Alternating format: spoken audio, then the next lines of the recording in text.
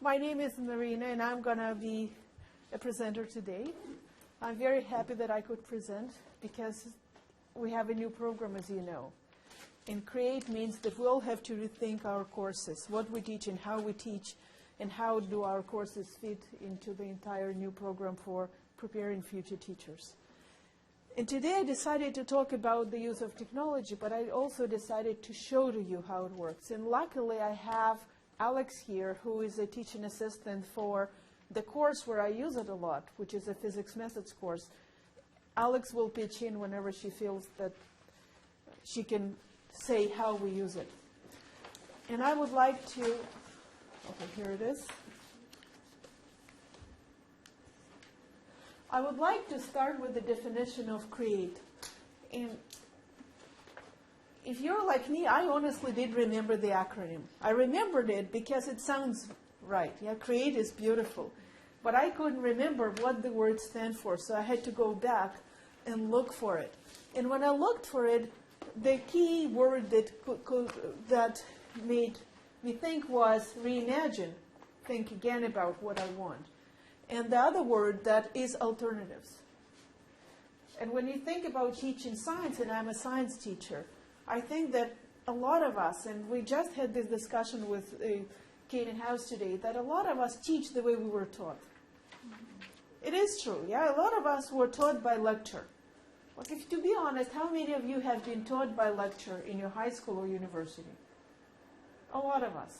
So here I come, they say, let's reimagine. And how do I know how to teach differently if that's what I know? That's why those seminars are so important, because they show us different ideas, and we go to conferences and we see how other people teach. We visited each other's courses. So today I'll show you one example, and most of the time it works in my classes. Sometimes it doesn't, but I'm learning the same way we all do. And the question for me that pushed me to think about it was, how to engage my students? When you teach science, very often it's a scary thing to do, because what if you don't know everything? What if they're going to ask you something you don't know? What if you're going to say something stupid, and it's going to be obvious it was a mistake? A lot of us have it. And when you teach other subjects too, it happens. Yeah? When you think, oh my God, what if it's not something that I should have been doing? And the issue with math and science that we all have prior experiences. We all have these memories where you do something and it's wrong and this is wrong. And when it's wrong again and again and again, it pushes you down. And your self-esteem goes down. And you feel of yourself less than who you are. And what happens eventually, that how can you be an effective teacher if you don't believe you can be effective as a scientist, as a mathematician? And this is what we deal with our teachers. So the anxieties that our students had as students will come through, as the anxieties as teachers. And my goal as a teacher of teachers is to help them overcome it.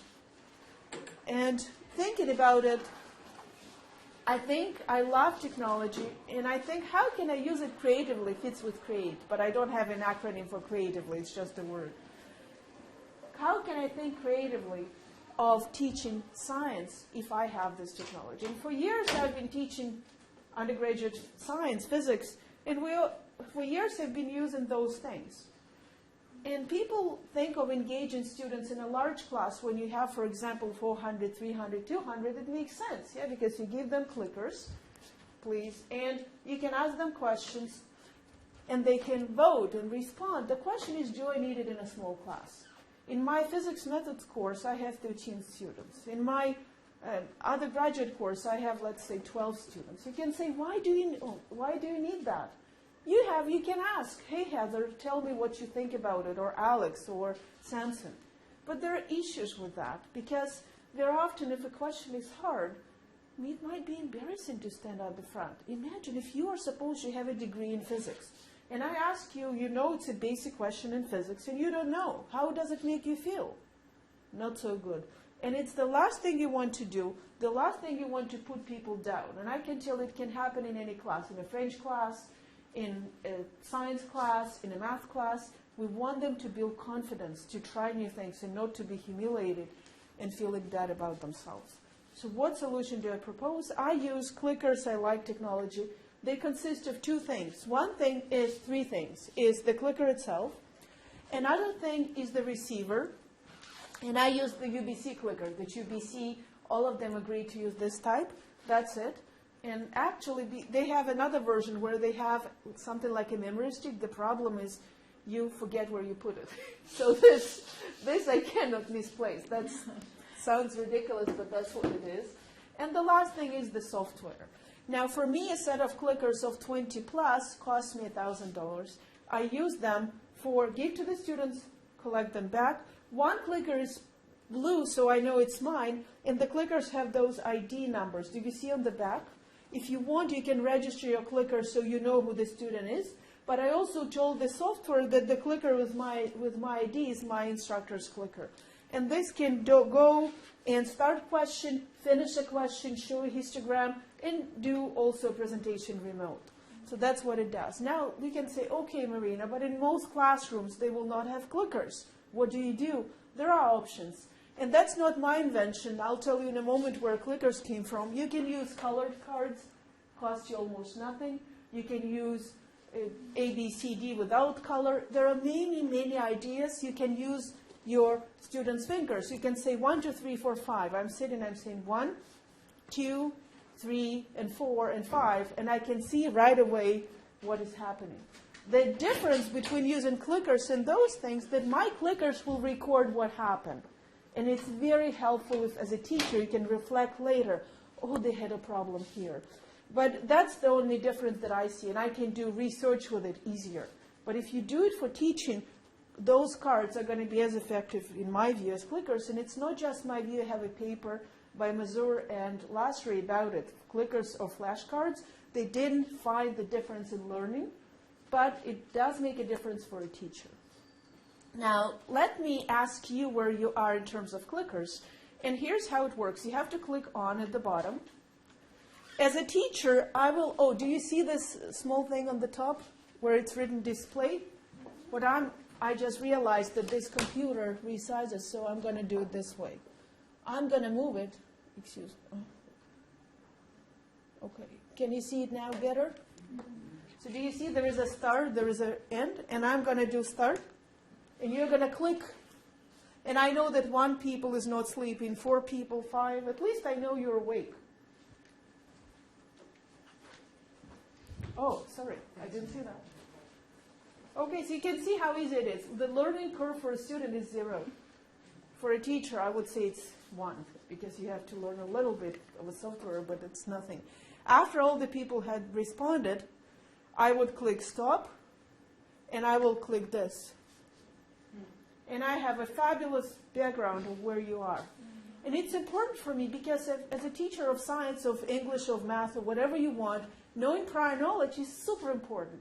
If you have good questions that you know where your students are, you might alter your lesson. You think, oh my God, I thought they know this, but they all couldn't answer the question. And I would not ask questions with clickers, do you know that? I would rather ask questions that will indicate if they know.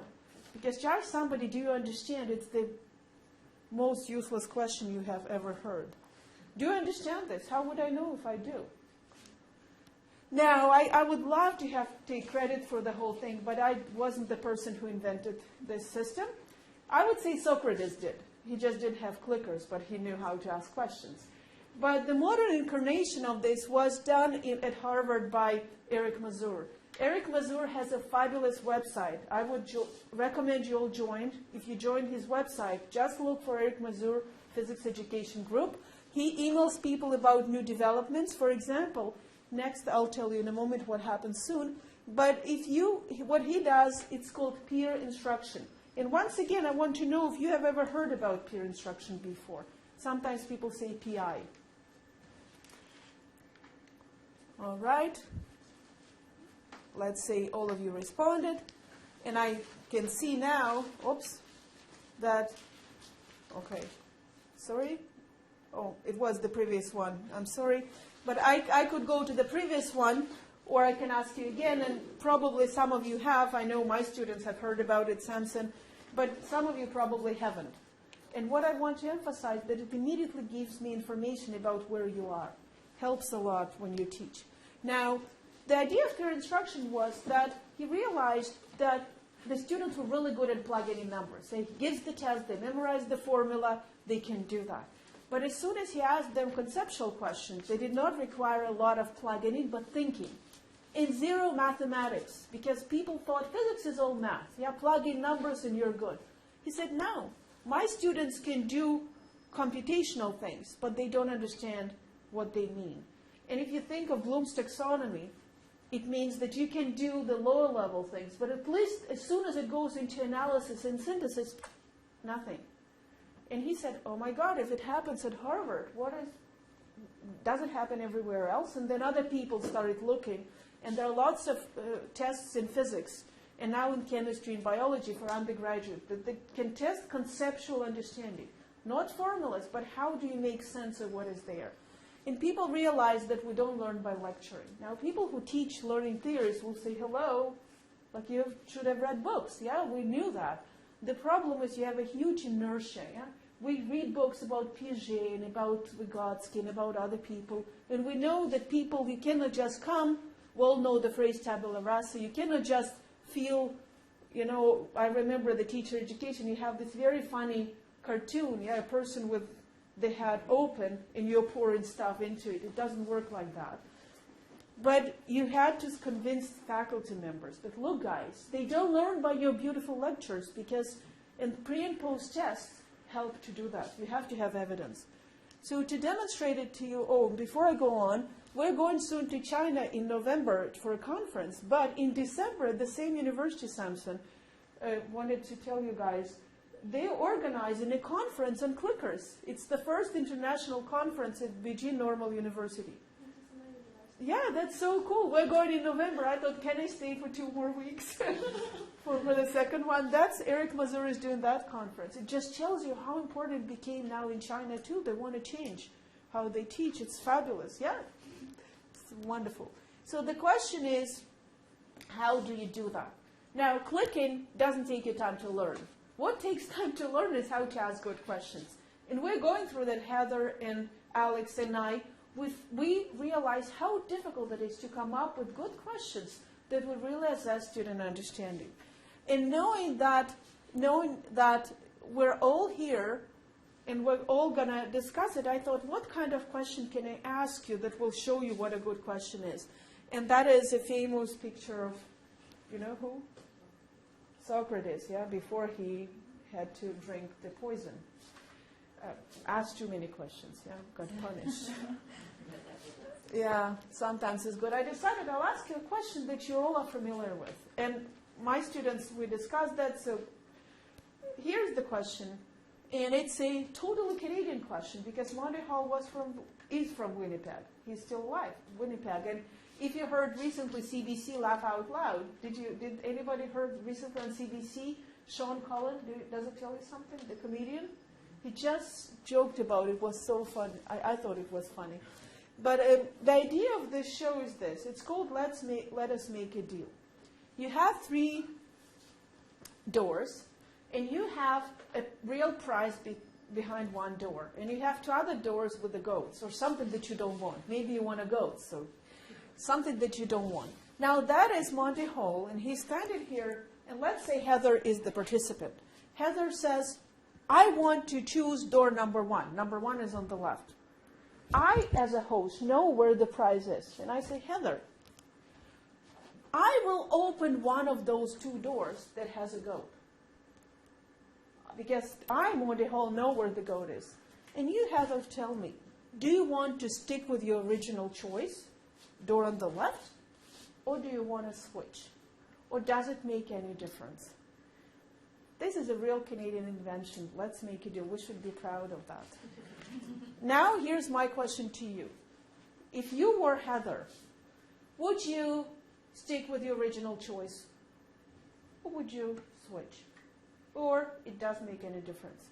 Now what I'll do, I'll show you the peer instruction in action, how Eric Mazur would have done it. The first thing, I would ask you to think about it for a moment, and then vote without any talking to anybody. It's one version. You just do not discuss it with anybody. You're sitting in a classroom, you're just thinking.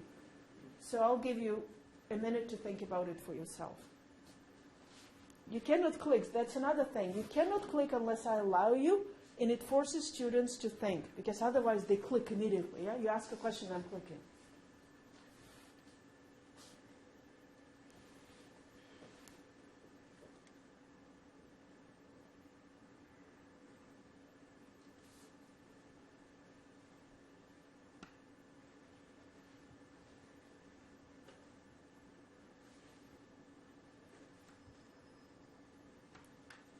All right, now I'll open it for clicking.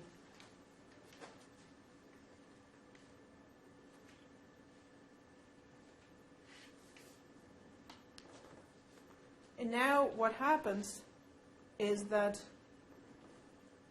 I'll stop because all of you voted. That's a really cool example of what happens in the classroom. If you thought about questions well enough, your choices, we call them distractors. The wrong choices are called often distractors, are not just random distractors that nobody would have picked anyways. Those are distractors that you picked up from your experience, from the literature of how students learn. And then what I do, instead of saying, hey guys, it's obvious the right answer is this, because you don't need clickers if you teach it this way. What you do is this. You have a number of options. One option is to ask a student and explain not her or his choice, but to say, why do you think somebody could have chosen an A? I'm not saying, and by the way, why did you choose an A? Or what did you choose? Because then it's putting people on a spot. Now, in our case, I do not know who each one of you are in terms of clickers, but in a regular scenario, you can register them online, yeah, or in your Excel spreadsheet, and you can later review and know who answered what. Now I will say, all right, guys, let's say we discussed why would somebody choose an A, B, or C. What I will ask you now is to turn around. We're doing it peer instruction. Turn around and convince or discuss it with your neighbor. If your neighbor has a different answer, please discuss it and try to convince each other to come up with a solution that would make sense to you.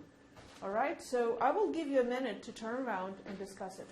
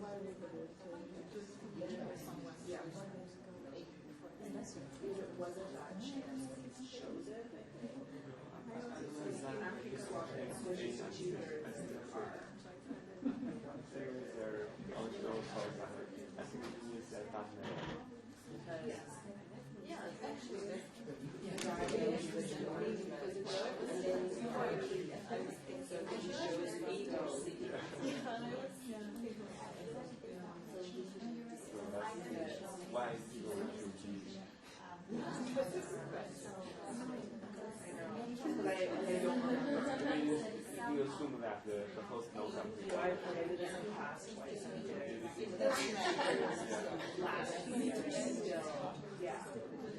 I know this is what it turns into. All right.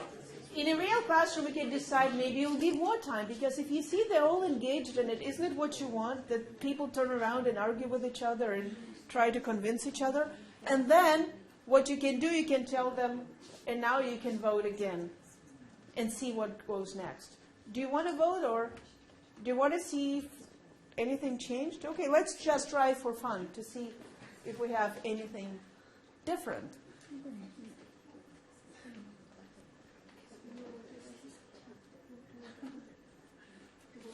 All right. 2 people don't want to vote, but that's okay.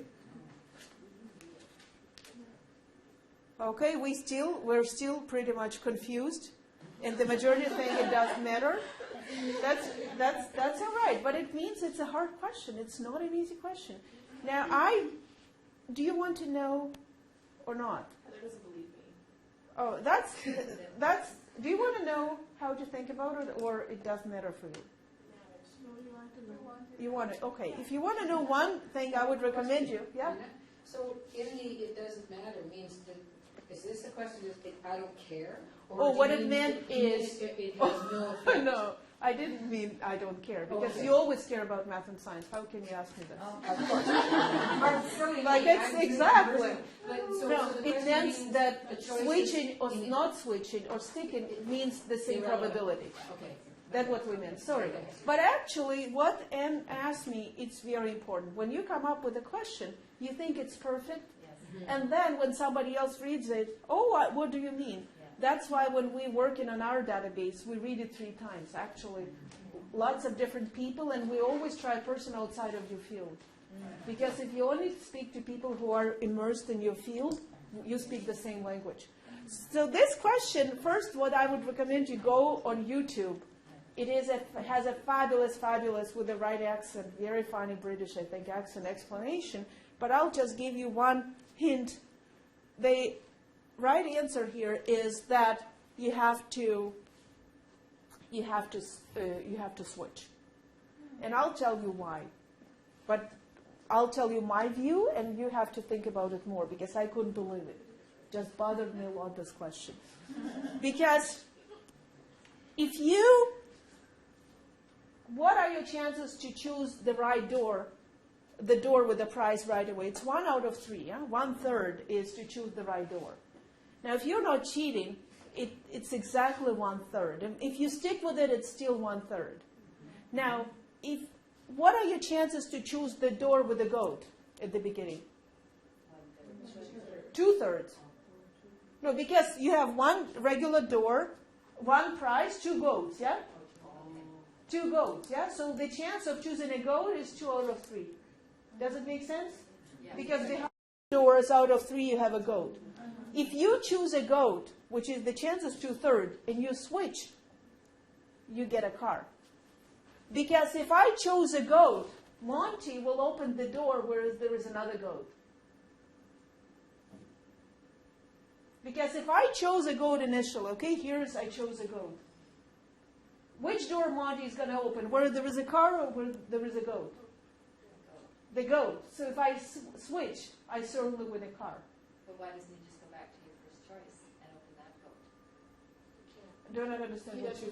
He won't choose the door that you picked. He'll choose one of the other 2 doors. Oh, I didn't explain it right. Or he'll go in one of those 2. Right. Guaranteed. Right. So there are 3 doors, 1 prize. Okay, we need an illustration. Are you okay, who is okay being on YouTube as a goat? Come here I need 3 people. Come here, I'll show you.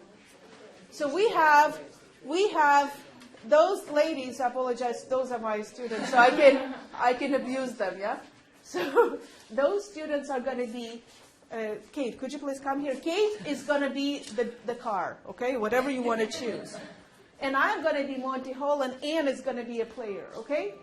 Anne, I'm Monty Hall. Anne, show you don't know who is where, any door you want, pick. 1, 2, 3. 1. So you pick 1. You do not know that it's a goat, yeah? And what are the chances of you picking a goat? 2 out of 3, yeah? Because we've... Perfect, yeah, perfect. 2 out of 3. Now, if you stick with your choice, you get a goat. But what I do, I will say now, okay, before you decide to stick or switch, I will open the door because I want to know where the prize is. I'm obviously going to choose Heather. So I'm showing you. Now you know that here is the other goat.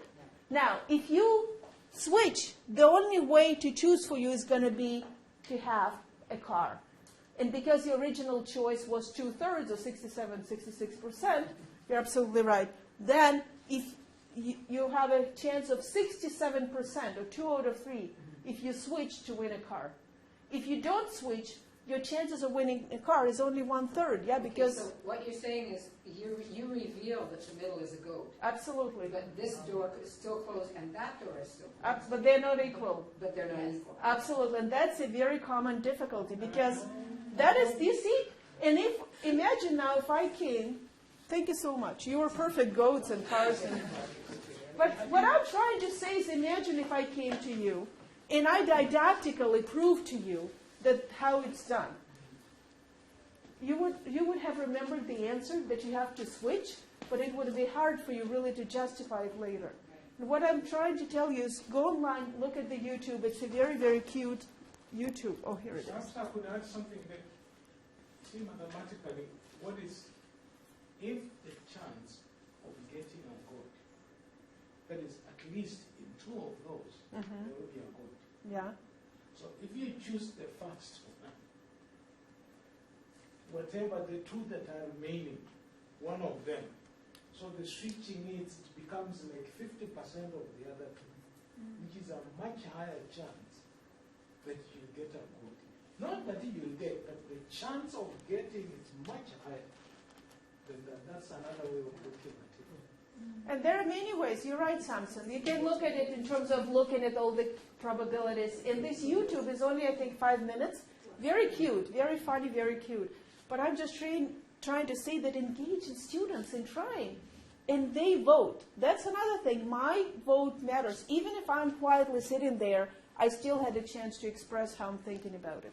Now, I'm not going to discuss with you this, but I just wanted to show that even in elementary math, you can do things, yeah? You can do things. It's not about having very sophisticated questions. You can do at any level questions where students will need to think about it. Now, you could understand now that I can remove it later. What you can see that coming up with good questions is hard. And what I wanted to show you last is what we decided to do to help our teachers engage with questions. I had this, I got a grant where I was able to get the clickers, but the clickers by themselves are not enough. You have to have good questions. And then I applied for TLEF grant with Cynthia Nickel, and we got the TLEF, and that's why we were able to get help from 2 of our students and the summer students who we started working on the database. I just had more questions, but you could see you can have easy questions, difficult questions, whatever your imagination allows you. And imagination is important. I have a button proving that it's important. And I'm not going to go on and on, but I can show you many questions that help you elicit our prior knowledge and say, hey, is it why? Now, a lot of it, you might tell me, questions are just lower-level Bloom's taxonomy. But it's not always the case. And for example, if you look at this question, I'm not going to ask you to vote, but a lot of people will tell you, students, that the tilt is what makes it summer and winter. That is a low-level Bloom's taxonomy question, because if you memorize from the book, that the word tilt correlates in your head with the word seasons, you click it. But I'm not going to stop there. I'm going to ask you another question. Why is that? And here is a different story. The questions that are because. That you can see what people think.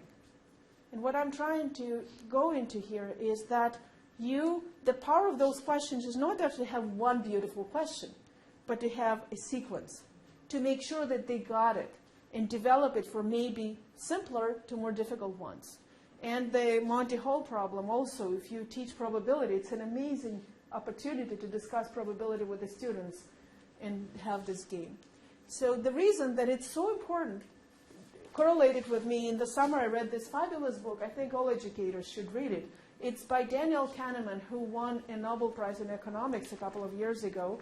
It's called Thinking Fast and Slow. It also appears in the ebook edition, and Audible too. It's a fabulous book, and the book talks about us that our brains always think fast or slow. Fast thinking is intuition. Yeah? You don't have time always to think very carefully and do all the analysis. And it's easier to survive like that. Imagine if you had to invest every decision, am I going to drink latte or am I going to drink cappuccino? And you think for half an hour about pros and cons. But unfortunately, our students are trained to think fast all the time. And in many of our classes, it means low-level Bloom's taxonomy. I memorized the words, boom, here they are. And how do you teach students to go up? Not just to think always fast, but sometimes slow down and think when you make them reason. Why is it so? And that's why we decided to work on this database. And this database is, and I'll just show it to you how it works. It is going to be for our teacher education program. but it's also for teachers who are outside. That's the database. And the idea is to come up with sequences of questions that can be good for kindergarten through grade 12. We started with math and science because it's easier for us. We're not saying that it cannot be done in other subjects, but we started from our field. And we thought that now if you can go, we started with secondary, you can go to the secondary, you go, for example, physics, you look, you can see I like this problem with Monty Hall. You look here, and then you can go into whatever field you want. All of it is based on BC curriculum. Yeah, we looked at the Ministries of Education curriculum, and then you go here and download a question. And we on purpose designed it to be in PowerPoint, not a PDF, because we feel that a teacher should not be given foolproof curriculum. It doesn't work like that. I think the teacher has to have an opportunity to make this curriculum his or hers. So all those questions that we're working on now are questions that are going in sequence. You can see, I'll just show you. You go in sequence from easier questions to, we believe, harder questions. But one of the things we decided to do, to put justification of why the solution is the right one, and we're working now and putting justification of why the wrong ones are wrong. Because usually when you solve a question in math or science, they give you the right answer. But why is the wrong one wrong? Have you ever wondered? And the same in languages, the same in any field. Why this is right and this is wrong? We feel that thinking of the wrong answer is as important as thinking of the right answer. So that's our project. We're working on it right now. And we have about 400 questions designed for now. We want to do more elementary next year. We're going to ask for extension of TLEF because we want to implement it not just in secondary, but also in elementary. And now I wanted to show to you how our teachers think, what our teachers think about it. And F5. Okay. And those are the names of our students who work on that. And Heather and Alex. Heather and Alex are here. For all the wrong, bad questions, you should blame them. And Jeremy and Kevin, we had an idea, why not to invite science students from the Faculty of Science who just were high school students. And they worked on it as well. We're very fortunate, we also applied for MyTax. I do not know if you've heard about it. It's a center of excellence, and they helped us. They allowed us to invite a student from India who helped us to design this database, because a lot of effort was placed into how do you retrieve questions, how will people search the database. So it was more computer science issue. But it's very important. If you don't tag it right, people will not find what they want to find. So we spent some time thinking about it as well. And I wanted just to give you two kinds of feedback. The first feedback is from a real high school physics teacher. I asked her to be our test teacher, Miss Lawrence, and she asked her students, oh, let me remove the clicker thing. You can just read for yourself. So the kids started using them, and they feel that questions like this make you think, and personally I can understand physics without thinking about the principles. I'm really happy that somebody writes, I cannot understand physics without thinking about the principles. No plugging in sentence, yeah? And then the questions challenged me, and we on purpose decided to leave the answers in. Why not to tell people, like, what's the big deal if the students, they will find the answers to any question on Google anyways, yeah? So we just decided to have it. But also I use a lot of these questions with our future teachers. And Alex will tell you that every class we have questions, and those are our own teachers' feedback, and they allowed me to use it. I feel, do you want me to read it, or are you big enough? Yeah?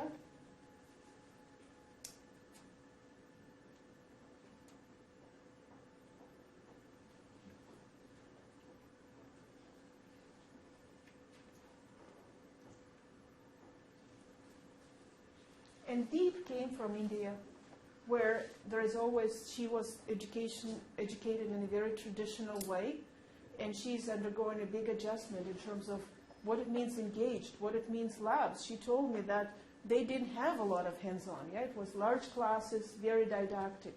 So for her, it was really interesting how this worked. Now, other students.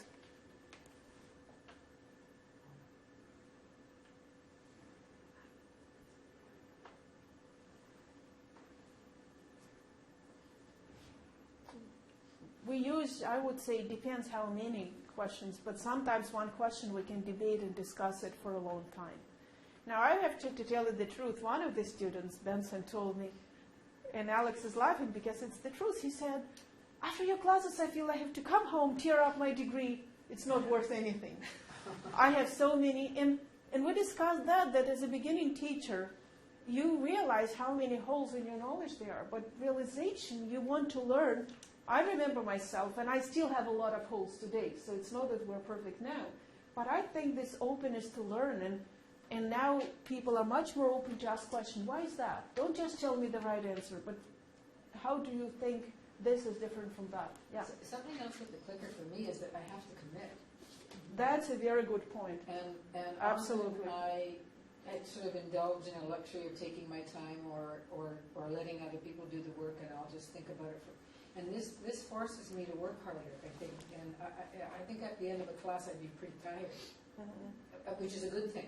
I think it is. But I was just realizing, part of the pressure for me was not that I was anonymous. Being anonymous was one thing, but you had the numbers up there, and I felt that I was obligated to participate in that way, and so it made me. Yep. Yeah. But also it gives you information how well you're doing for yourself. That's true. Yeah. Because a lot of times we just figure it out on a test, or on a quiz. And this way you know, oh, I did get it because she asked me a conceptual question and I answered it right. Or I did not get it. Now there is a whole theory here about how do you assess give marks. Yeah? Do you give a lot of marks for only right answers? Or do you give marks for participation? We have to think about a lot of it. I, in my classes, do not use it for marks. I use it for two reasons. One, I want them to feel safe to expose their prior knowledge and see how they understand. Second, I want to show to them how useful it is. So when they go in a practicum, they think, oh, instead of lecturing all the time, I can keep asking questions.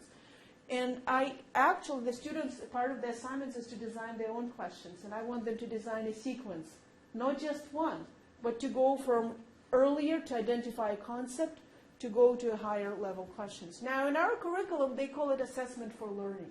If you look at the BC curriculum, they have the words for it. Some other people call it formative assessment. I do not use it, and I have never used it as a physics teacher for summative. I always use it to help us learn. I know where we are, the students know, and I think it was a positive experience for me. And I love coming up with those questions because very often I think, oh, I never thought about it. Oh, this, and it just makes you think differently.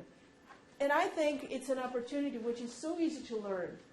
Because for a teacher, I'll just show you what you need to learn how to do. For a teacher, you get those, and you put a sticker, and I'll pass it around, and the sticker has start, stop, histogram. That's all. That's nothing to learn. Now, what else do you need to learn? The other thing that you have to learn is you have this iClicker software. I'll just turn it off and I turn it on once again so you can see. You have iClicker on your computer, and iClicker has two things. It has an exe file, which starts it, and iGrader file, which starts the grading. Now, if you start iClicker as an exe file, that just tells you choose the class that you use. You can see I've been using it a lot. Choose a class and start. And the only thing that you have to enter is, do you want this thing small? Do you remember start, stop, a small thing or a large thing? And then, if a university has a lot of clickers, you have to choose frequency. Because in the future, we have 6 different classes. You have to agree that Anne is using frequency A, yeah, and I'm using frequency B. That's an agreement. And now, and you have to tell, did you notice that the time started to go up on mine? Some people always want to give only 1 minute. And then the time is running down, and at the end of 1 minute, it stops. I don't use it this way. It's up to you how you want it. And then you have iGrader. And iGrader is just helping you to review. That's where clickers are much better, in my view, than flashcards. Because as a teacher, you can decide that you want to review what happened. So for example, let's say it's today's class. Oh, here it is. Let's say I wanted to, first of all, I can see a screenshot. Do you see? I can see a screenshot what I asked. Because I never remember what happened. I teach 2 classes, I never remember what I'd done in one or in the other. So my personal issue. Second, I can see a histogram. And imagine if you have questions in class that you're working on a test, you can decide you want this or that. You think, oh, this question was hard for my students. I'll put something similar on a quiz to make sure they get it now. And then you can assign what the correct answer is, and I don't remember what it is. And then you can decide, you can delete the question if you don't like it. You can decide to give it more points. So it is not a hard thing to do. Now, a new set of those clickers will have a tiny screen that you can also enter words. It will have a digital screen, and it will have a self-paced. And self-paced test means that you can set it up and say, I gave my students 10 multiple choice questions. They can enter on their own pace. So they don't need to enter with me. And then it can be more a quiz or a test or whatever. But the idea is still the same. The questions are the key part. Now, I wanted to ask Alex Veer here, can you say a few words about what you observed in the 357 and physics methods, how they use it, in your view? I think that what you had from them is exactly what I would say. And, you know, Benson wanting to go home and work his degree is entirely how we all feel on a lot of days. And it gives us an opportunity to talk about why we, with our physics degrees, still have issues answering these questions. And if we have issues answering them, students are going to have issues answering them. And if we can explain it to each other and kind of address what our issues are and what we believe to be correct is not actually correct, you know, it helps create this backdrop on which to, you know, figure out how to help students more when you're in the classroom. Because if, you know, your peers are struggling, students are going to struggle, and these are probably issues that we had when we were the age of your students. Yeah, Heather, please. I also think, you know how you were saying that you feel tired at the end of the class as a student? I think that's kind of important, and if you hear Eric Mazur speak, he talks about how it fundamentally changes how we engage in classrooms. And I've had university classes that use clickers, and it's exhausting, but it's also really nice to know that you can go to a class and actively engage in your education as opposed to just passively absorbing information, which we know is not good for students learning. So what's the point in sitting in a 1-hour lecture or a class, if you're in K-12, and just passively absorbing that information, and then going home and having to synthesize it by yourself? Eric's whole idea is that we should flip that around. I can give them my notes, and they can look at it on their own in their own time. But what's really important is how we synthesize that information, so you're not spending so much time by yourself just trying to work through and make sense of what it is that you've been presented with in class. It really does fundamentally shift how we view education. So it is in one sense, but it's also really liberating to be able to work through problems actively with a support system, because I could read the textbook on my own anyways. So what is being given to me that's new in that classroom setting? That's I think Heather's point is well taken. Being tired in a good way is good. And I just wanted to say, and Alex's point is also very true, but I want to say my classes are not negative. Don't take it that the students, I said kids, the students feel negative. No. But I think clickers broke those walls. That walls should appear we know it all. And they know I don't know it all. Yesterday we had a demonstration that I honestly don't know how to explain. And I said, look, I'll think about it. I don't know. But I think not knowing and trying to figure out is fine. But being arrogant and not being humble about your knowledge is not a good thing for a teacher.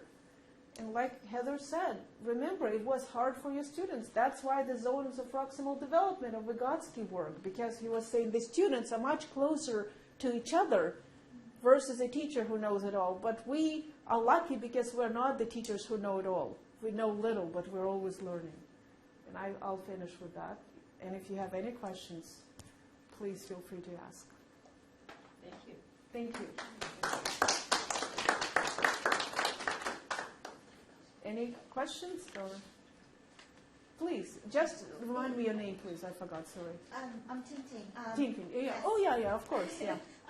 Actually, this is not a question. It's more of a comment. Yeah. I really like the iClicker because I just realized now that I love the graph that it shows that, because even sometimes you get the answer wrong, you find it relieving that actually many people also got it wrong. Absolutely. And You're not the only one.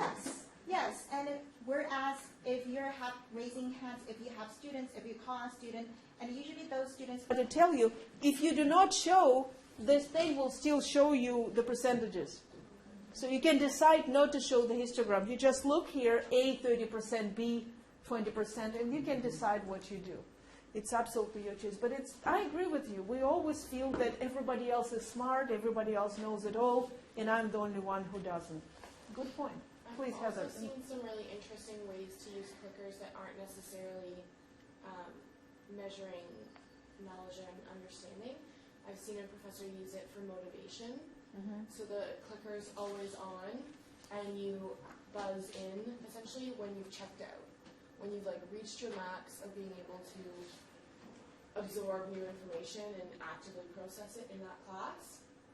And at that point, they stop the lecture, they do a clicker question to measure knowledge at that point, or they take a 30-second break to refresh the class, to say we'll come back in 30 seconds or a minute and we'll start again. So I agree. you can use it for more than just questions, which is nice. If you have a number of classes a day and you woke up early to get here from Surrey or somewhere else, it is tiring, for teacher candidates as well. I agree. It's a very good point. Please, I forgot your name. Remind me, please, your name? Bridget.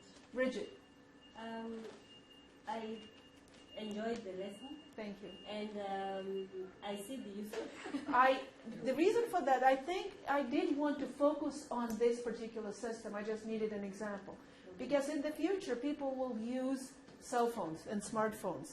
I've seen already, and I know, for example, in Africa, we've seen even in a refugee camp, we've seen that people who don't have shelter have a cell phone, smartphone or cell phone. So in the future, it's going to be cell phones, not clickers. Now, so it can be substituted for... Oh, absolutely. For Absolutely. Technology changes. Okay. So what I wanted to say is that the key is not what you click, is what are the materials that you're using as a teacher. Are those good questions? Are those interesting materials? That's why we didn't focus on developing questions for iClicker or for a smartphone. That will change. Now, for UBC, for example, for large universities in Canada, they all require first-year students. All faculties of science required to buy clickers. Sometimes this type of clicker, sometimes another. UBC, 4 years ago, switched to those clickers. So what they've done, every first-year science students who attends UBC, when they buy their package, it includes a clicker. For example, another university, U of T, I think, they use another type of clicker, but the idea is the same. But I think the future, it's now they're developing it at the University of Waterloo, is smartphones. That's what's going to happen. My concern is that this one you cannot do text messaging with. This is only used for clicking. Imagine if I give all my students and ask them to do clicking through smartphones, I would say most of them would be on Facebook or doing text messaging. So sometimes a thing that does exactly what you want and nothing else may be a good thing. But people are working on that. The other one is once you know the technology, you become creative with discussion. And that's good learning. And I think that's why I tell my students, there are lots of journals that are written for teachers. When we think of journals, we think immediately research journals. But there are a lot of journals. For example, the physics teacher is exactly written for teachers. They discuss, my students in this class have those difficulties. And that's how I address them. It gives you ideas. And for new teachers, it's important because you don't have that much experience. Yeah, you haven't been teaching for 20 years to know where the students need more help. So that's why I think for teachers, it's important to be members of email lists We have physics teachers list, we have National Science Teachers Association list, we have BC Science Teachers Association. You have to be active in the community to see what are the issues that the community is discussing. And if you don't know, email. I'm going to go back and email this question about this experiment and say, hey guys, do you know what it is? Because that's how you learn. You talk to other people. Good point, Samson. Thank you.